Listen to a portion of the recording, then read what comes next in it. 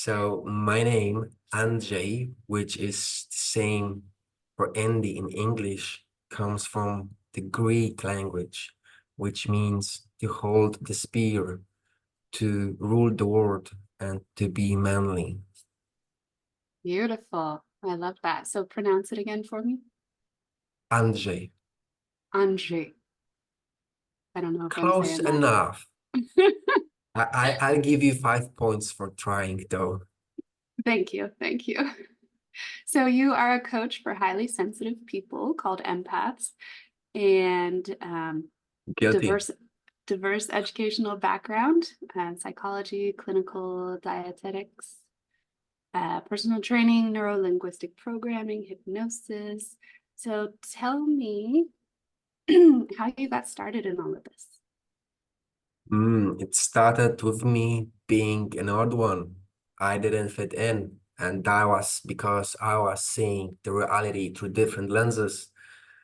Because being an empath or highly sensitive person is a blessing and a curse at the same time. On one hand, you're able to understand the universe on much deeper levels. You can observe the reality to the point that it's willing to tell you its secret. But on the other hand, since when you feel love, you feel it multiplied. When you feel hate, you also feel it many times multiplied. And sometimes we are like this unique, fragile beings that when interacting in social settings in which we don't want to be, we have this tendency to be somewhere else in our minds, which makes us ungrounded.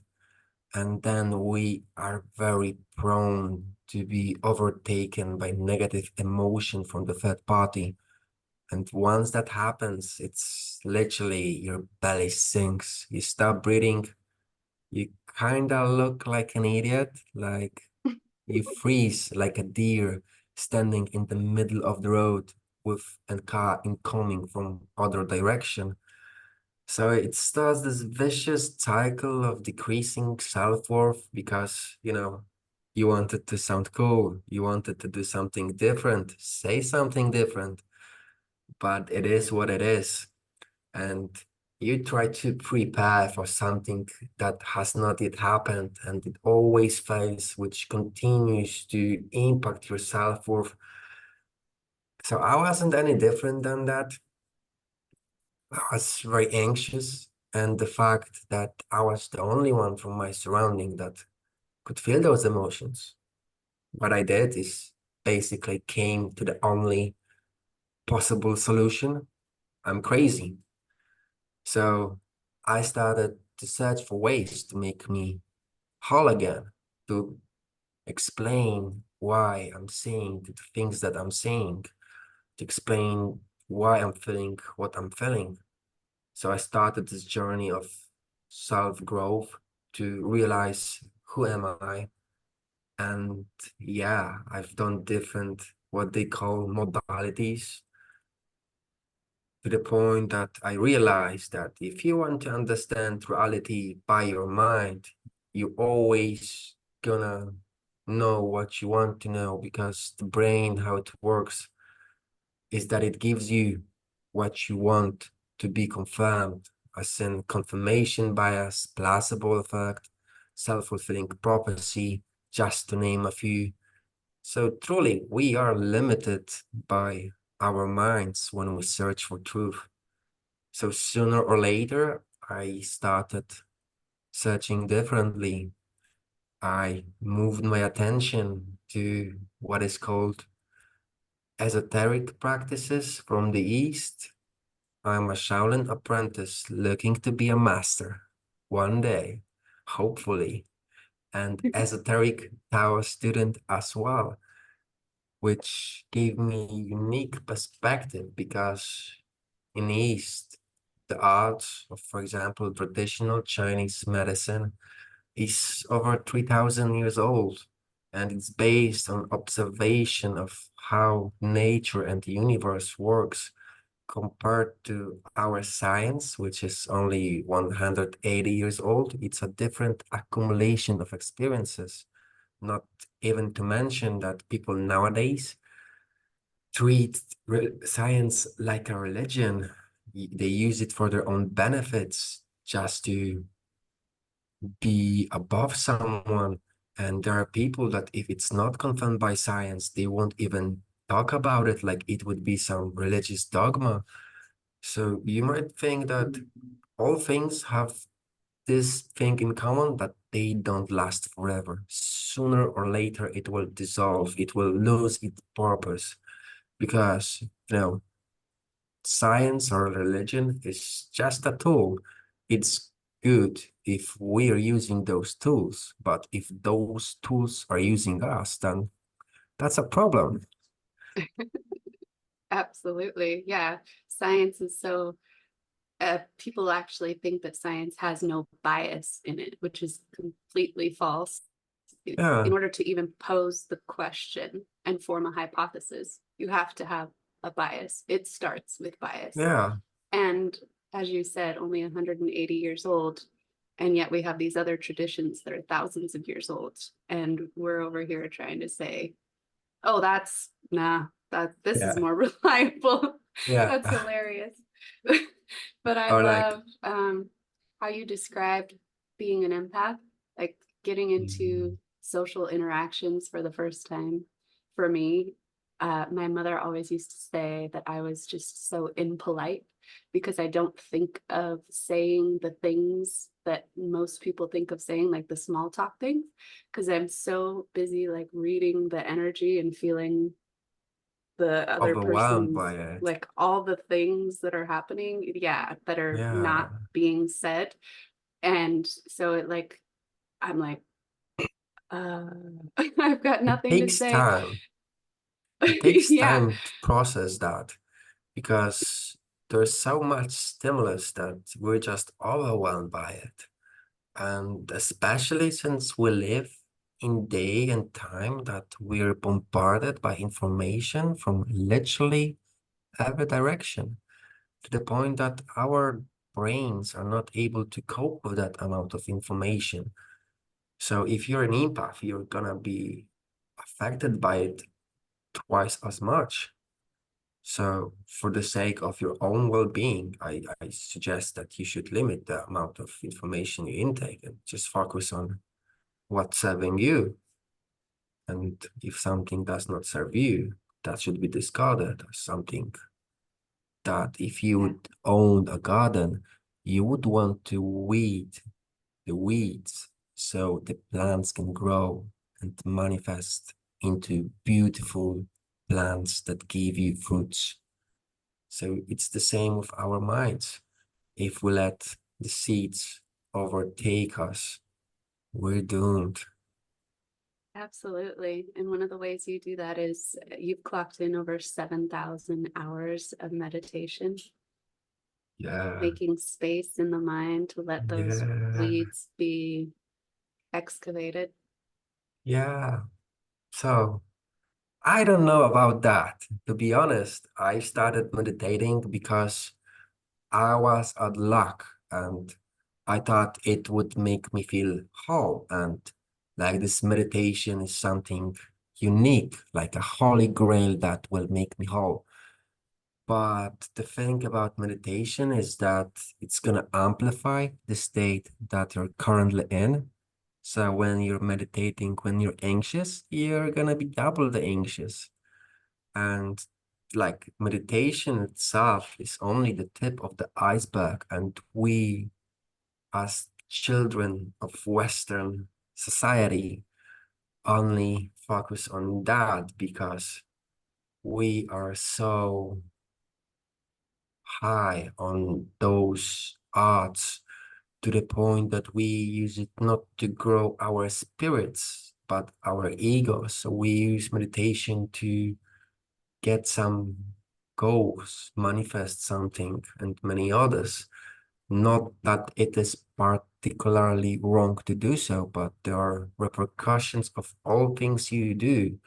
And if you do it when it's too early for you, it means that you could be facing severe repercussions and severe side effects. Like if you would use meditation for manifestation and you don't have those channels open and you want to do some quantum meditation, for example, where you gather energy from the universe, that's gonna be too much for you, and you're gonna create this extreme heat from within. That's not gonna be good, and it's gonna damage the internal organs. And we just don't know about it. And like you have different arts like yoga, qigong, and all what they do is focus on the most possible hardest asana or position. They don't teach about the basics. And basics is pretty much that you need to root the body. If you don't do that, that surplus of negative pent-up energy won't have anywhere to go but deep within your body. So you're gonna damage your body even more. Yoga gonna make you weak. Qigong gonna make you corrupt. That's something we don't want to think about because we think we are very advanced civilization, and that's gonna be our downfall because it's like building a house starting from the roof without laying the foundations. It's gonna fall, and we're not gonna be any different. I've never heard that before, that you could generate so much heat in your body that it could damage your organs. So you're saying the foundation is getting into the body first. There are many types of foundation, like in Eastern art, it is said that Tai Chi is the foundation, but I wouldn't recommend it for the Western person, just straight from the get-go. I would recommend Kung Fu to open the energy flow within the body, that actually the energy can flow. And then I would move to practices like Qigong or Tai Chi Chuan or some breathing exercises just to make that energy flow. And then I would probably focus on opening more energy channels through means of meditation just to be complete. Because again, when we are born, what we are different not only in our genes, our parents, our looks, our upbringing, what has been given to us by our ancestors, but we also come here on different incarnational level. And incarnation level has a lot to do with what channels are open and a lot with how long will you live. So obviously, the more channels you have open, the more you will live. But on the other hand, your life will also have bigger and harder challenges because when you play a game and you advance to higher levels, it's only normal for the game to be harder. Yeah. You know, it's interesting that you would start with Kung Fu. I would also think Jujitsu. Westerners have a lot of suppressed rage. And so one of the first things that we need to deal with, because I would say it comes from a lot of body and sexuality shame from Mm, our religions and the push toward productivity, that rest is basically sinful and useless. So we have all this rage. So then to do something like kung fu or jujitsu, you know, it makes sense that we would be able to move that kind of energy and also create a sense of safety within our own selves uh, by to, having those types of skills. mm, to release that pent-up energy. Yeah. And that is correct. Although the Kung Fu in it all the meaning means hard work. It is a way to train the soul by training the body. And what actually it is, it's a spiritual practice. So you could use Kung Fu to transcend the limitations of your mind even, because when you will focus on what you need to focus and what you need to focus on when doing any activity is three things. It is the breathing, it is the movement pattern, and being spiritually awake. Then and only then that movement is beneficial for you. But if you, for example, go to the gym, do some bench press or deadlift, and all you think about is what's for dinner, that's not going to be beneficial for you because you're depleting those batteries of energy. And we like to overthink. And when we do overthink, we not only decrease our natural potential, but what happens is we block ourselves opportunities to have access to this limitless amount of energy. So we need to come up with solutions how to fix it. So we have reps and sets. We have rest days, cheat days. And in Eastern, that doesn't exist. You train every day, you train several times a day, and eventually you need to realize that if you're so focused on the left part of the brain where you analyze, I need to do this many reps, I need to do this many exercise, that's gonna be counterproductive and you're not gonna be reaching your full potential. And to be honest, it is like a saying they have that you should always be very careful whilst training Qigong or Tai Chi Chuan not to do too much because it's going to be counterproductive. With Kung Fu, you need to ignore being tired and just push it through. Interesting.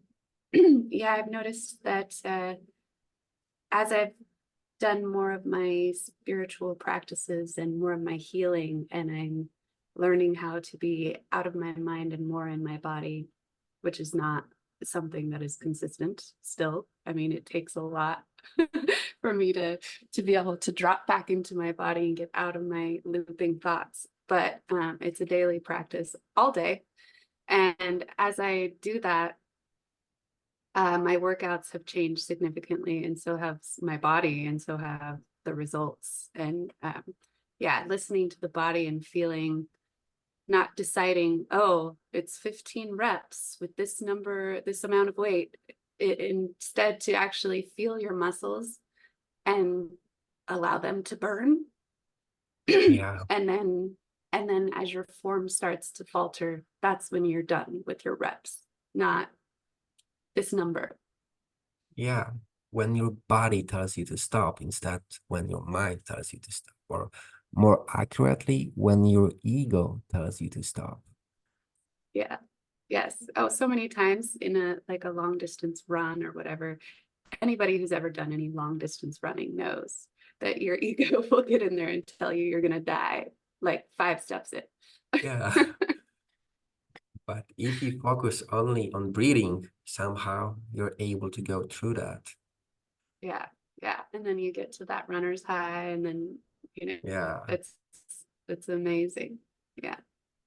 Yeah. I think one of the practices that I have found that is the most effective is addressing body shame within me. So when I'm manifesting, or yeah, manifesting basically, if I'm in a space in my head where I'm shaming my body, any part of it, for any reason, it really slows down that manifestation. It really gets in the way of it. Have you ever experienced that?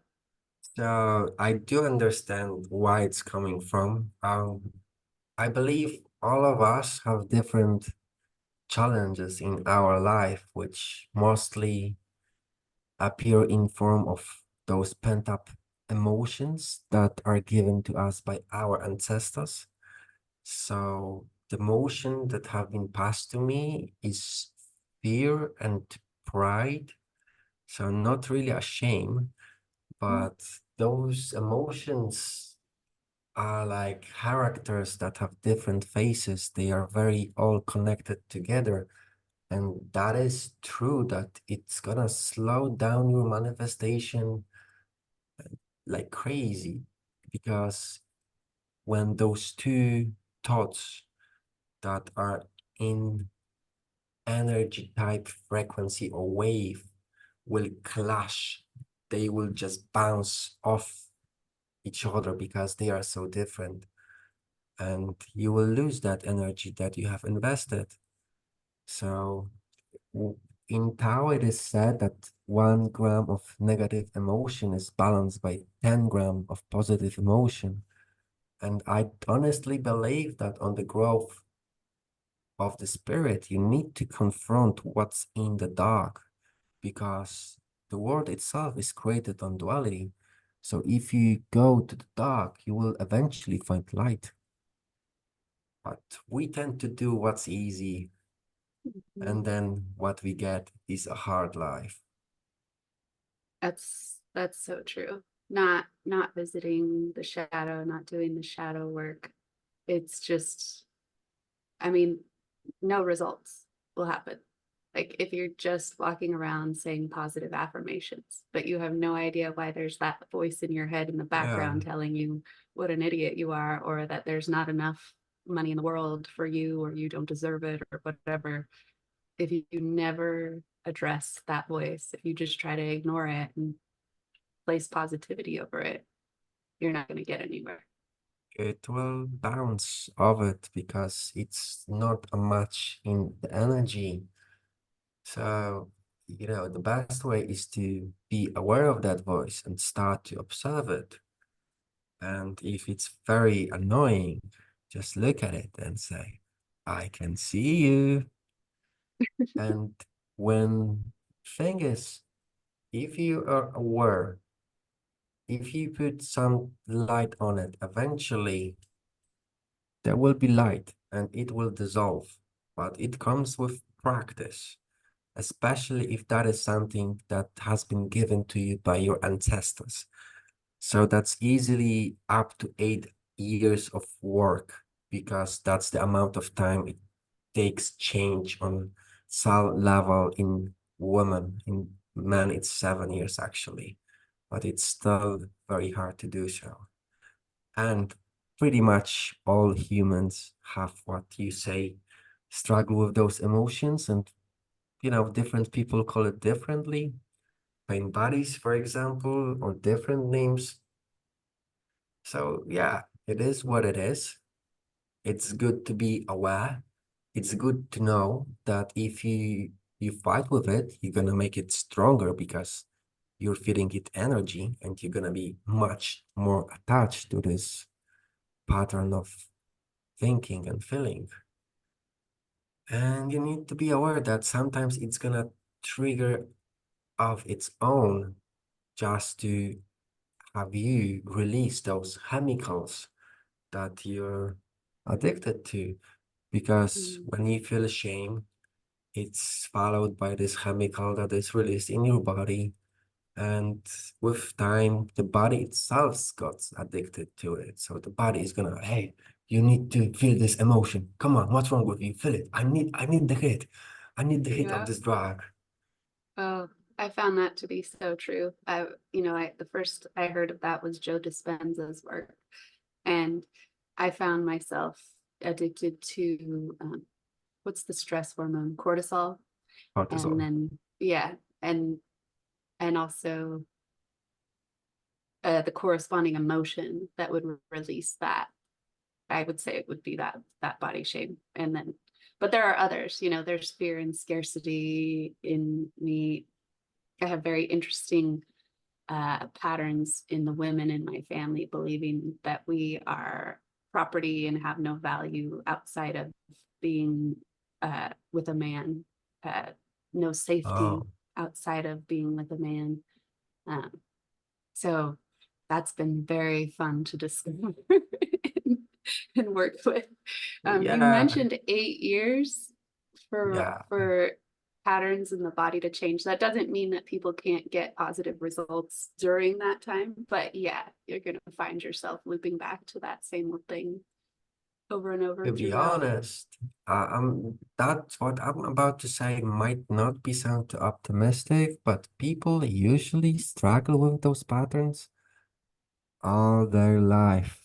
Yeah. And as you said, fam woman in your family, it means your mother wasn't able to fix that, and your grandma wasn't able to fix that, and now it's your turn. So let's Mhm. see if we're gonna be able to fix that.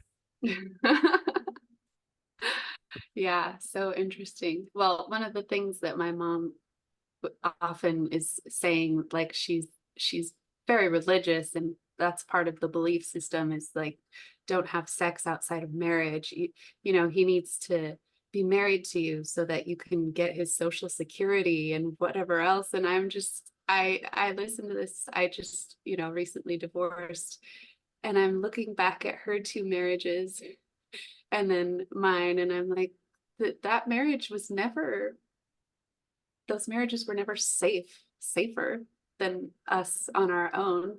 I mean, we were not choosing, attracting, magnetizing the type of partner that had deep love and respect for us. So uh, that's very interesting belief system to keep carrying when you look at the outside results and you see. So it's so funny because I'm dating, and so the whole sex before marriage thing, I just won't even bother talking to her about because I know, you know, what her stance is on that. And it's just, I had to work with the energy of shame that I was carrying around that. Like, like I needed my mother's approval about it, feeling the need to even tell her and discuss that with her. Just really interesting to watch these different beliefs that I've been a part of, you know, our lineage forever. Oh, let's see, guys. To be honest, I'm having different patterns that have been gifted to me, quote unquote, by my parents. And I actually do understand that they don't understand because they have been doing, they are products or different civilization, and they have been doing the same thing over and over to the point that it is the only possible solution for them. They don't see other options. And here is the thing, if you would actually start talking to her about it, you might actually be able to convince her about some time, but would it be good for you? No, because first of all, you would attune yourself again to this energy of being in shame. And if you would actually be able to transcend that, this karmic field around us, around you, would actually impact your mother as well. And it would impact your previous, your ancestors as well.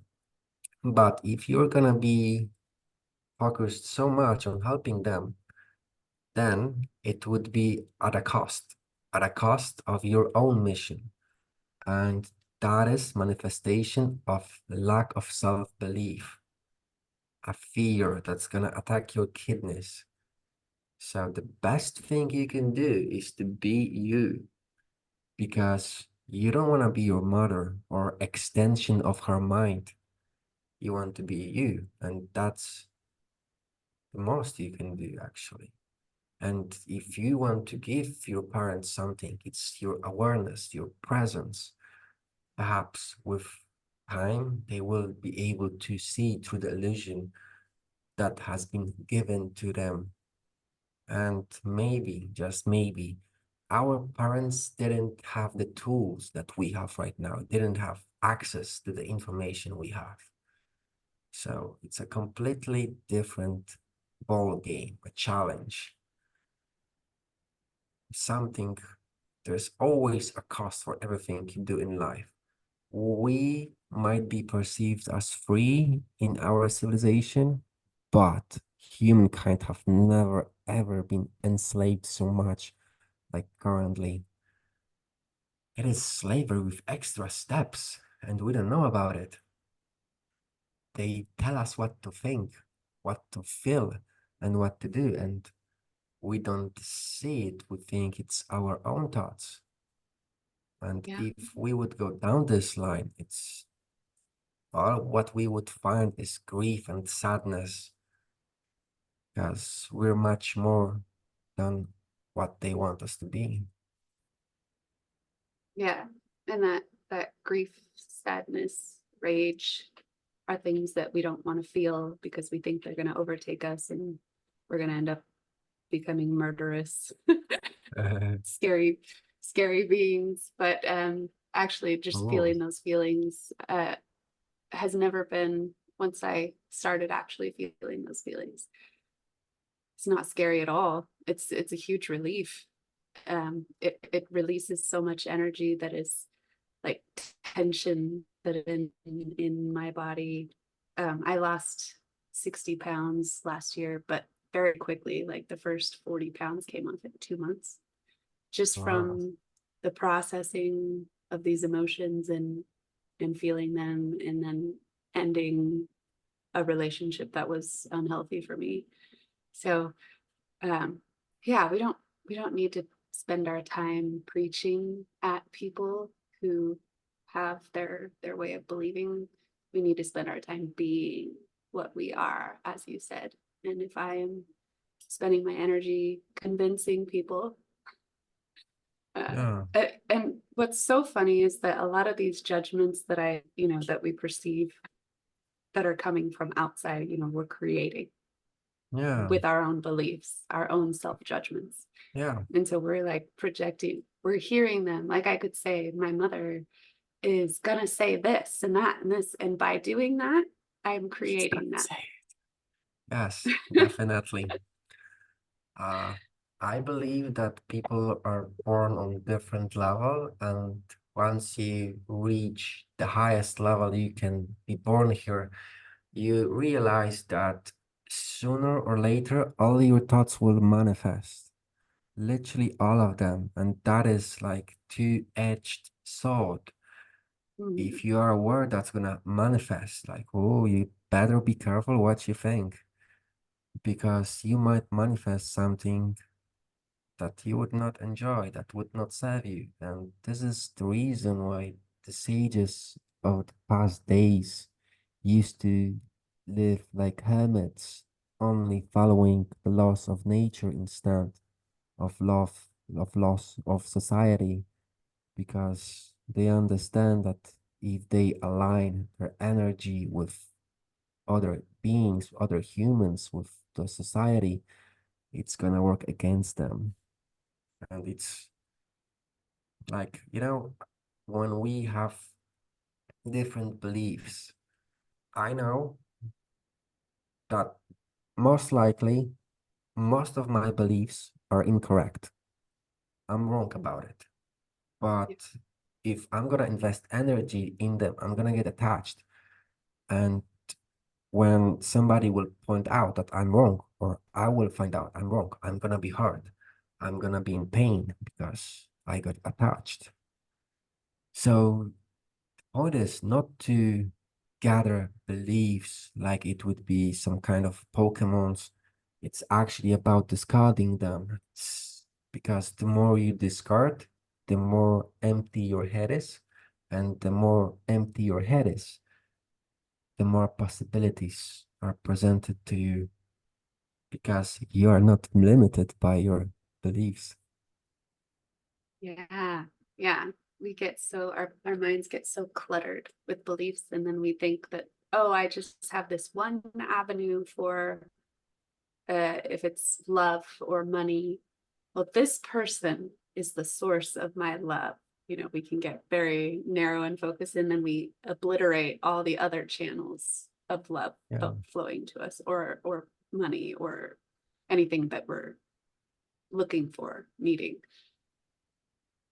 So we're basically hurting ourselves, but we think we're doing good.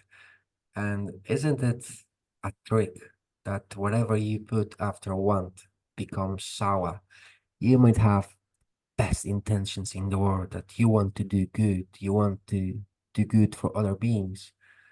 But doing good and wanting good is two different things, and actually they're opposite of each other.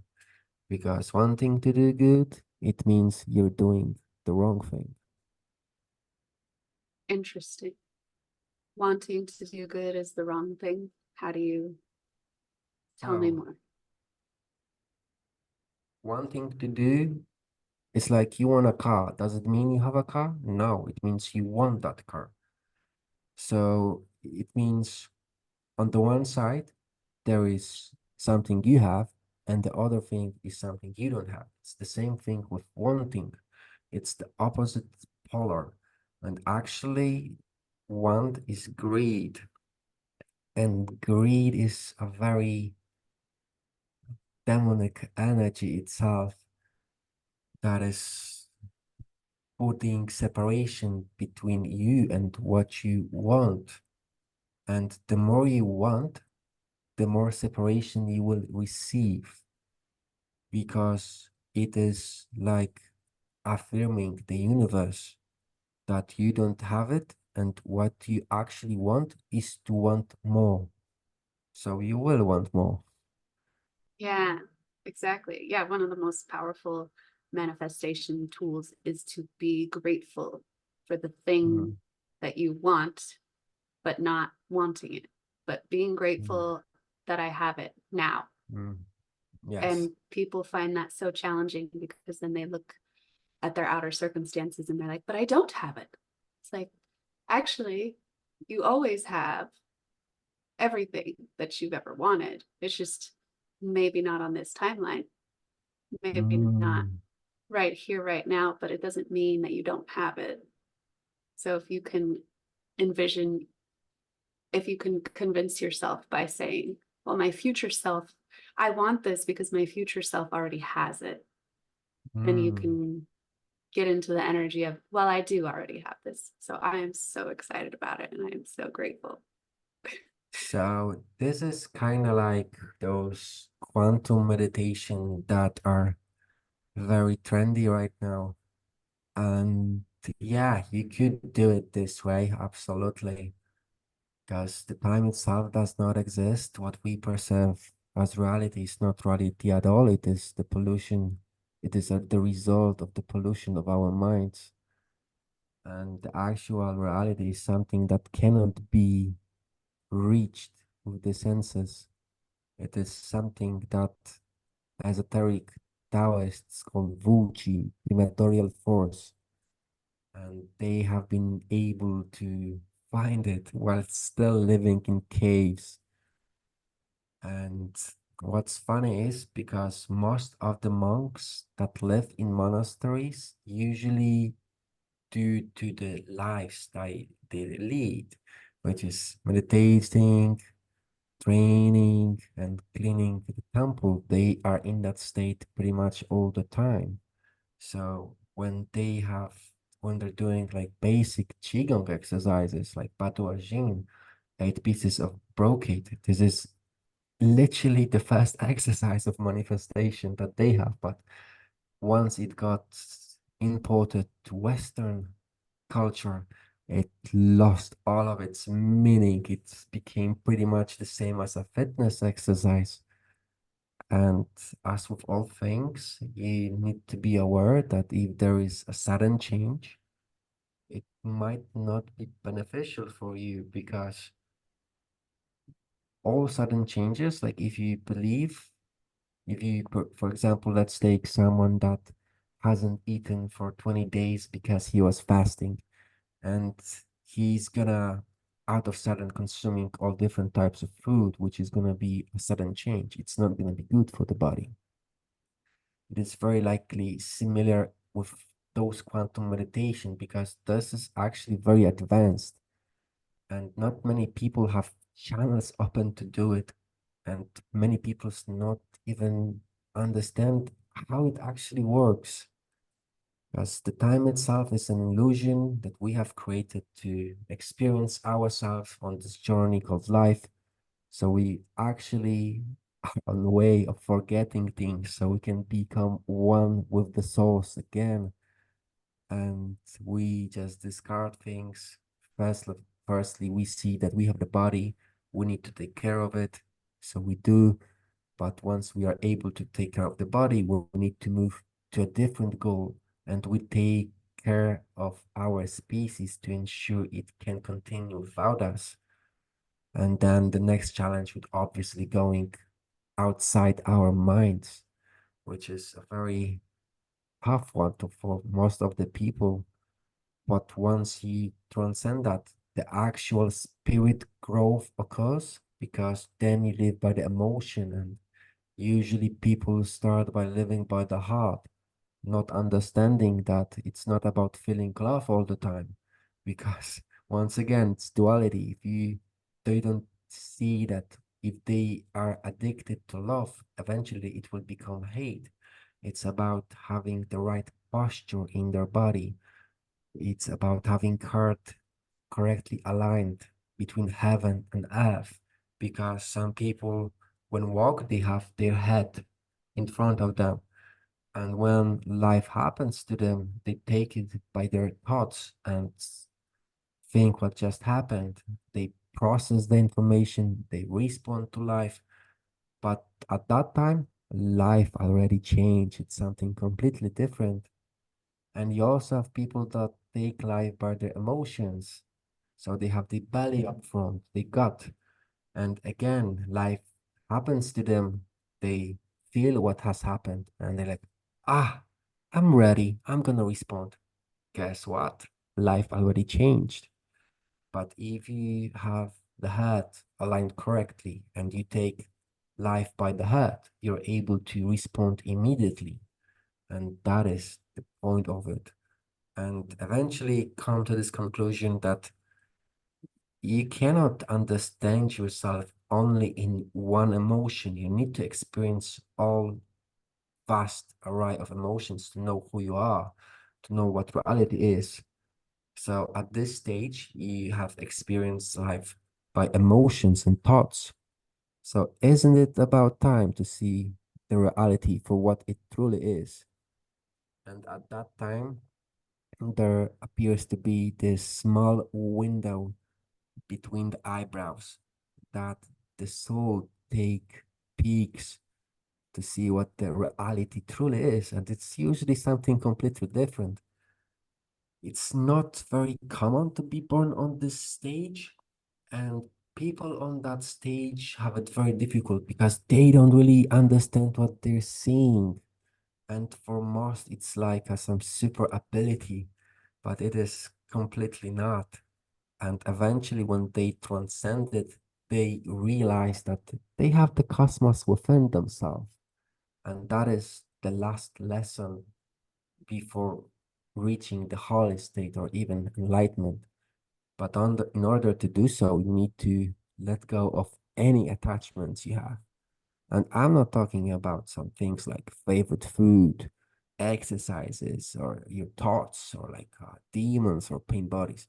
I'm talking things like your soul. You need to let go of your soul to transcend those limitations, to be really free.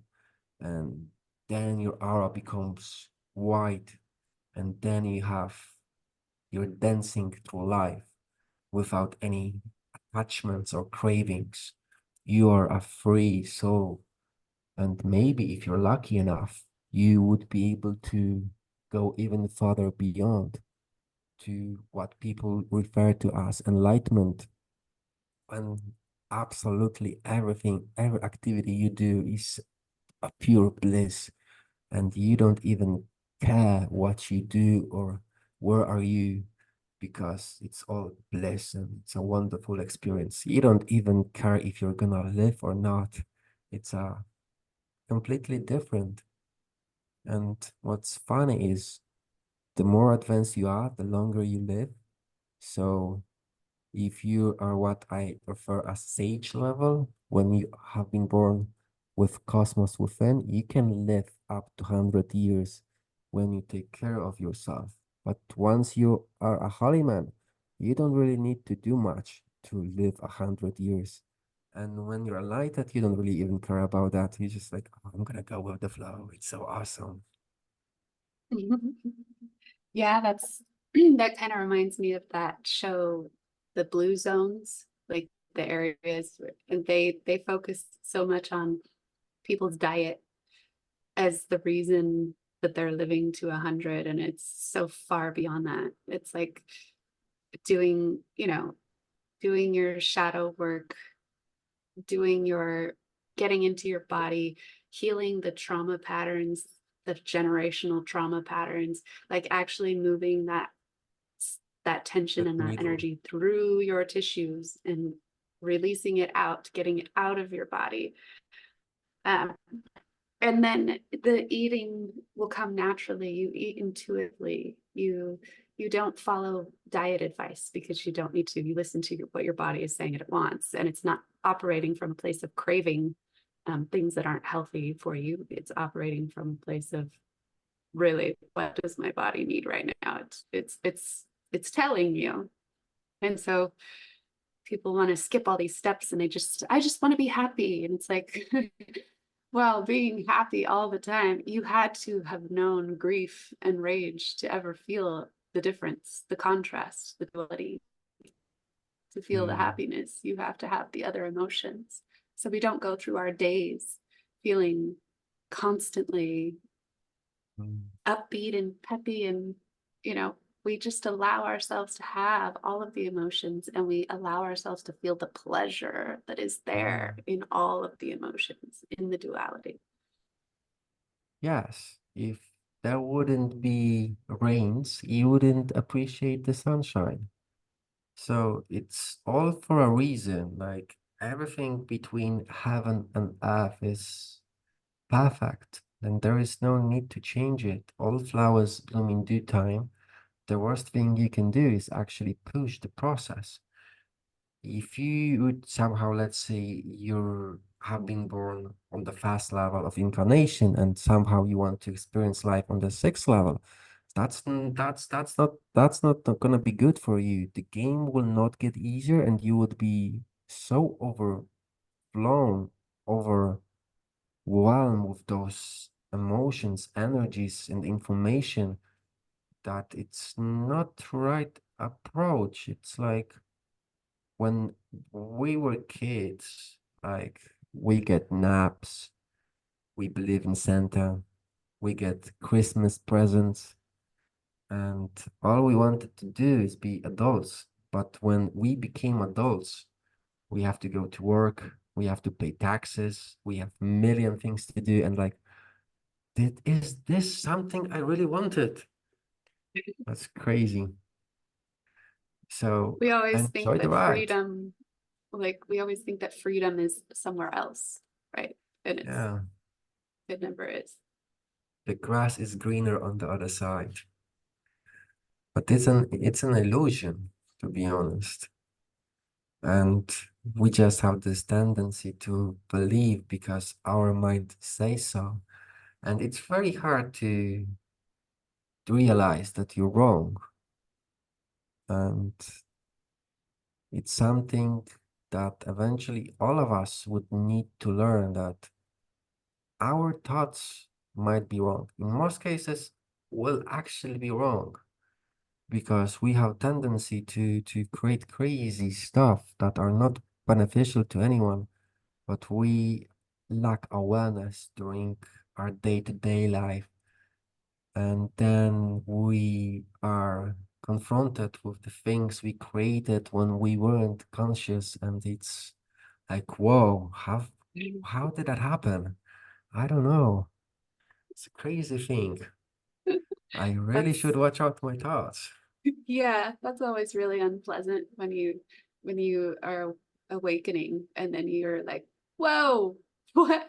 How did Yeah. I get on this train track? Whoops. We're coming up on time, and I feel like we could go on forever. How do people find you to work with you?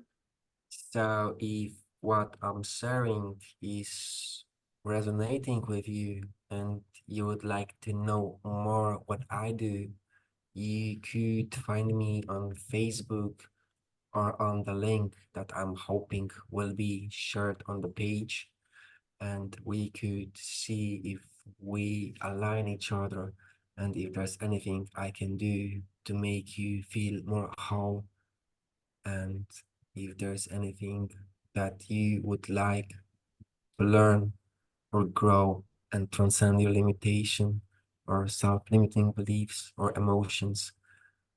I would be honored to be your guide on this journey, and I would feel blessed. Beautiful. Yes. So we will have your links in the episode description. And it's been wonderful talking with you today. Let's do it again sometime. Awesome. I have enjoyed this conversation as well. You are a very fun being. You are too. So Yay. thank you for being here and let's keep in touch. Thank you as well. Have a great day. You too. Bye.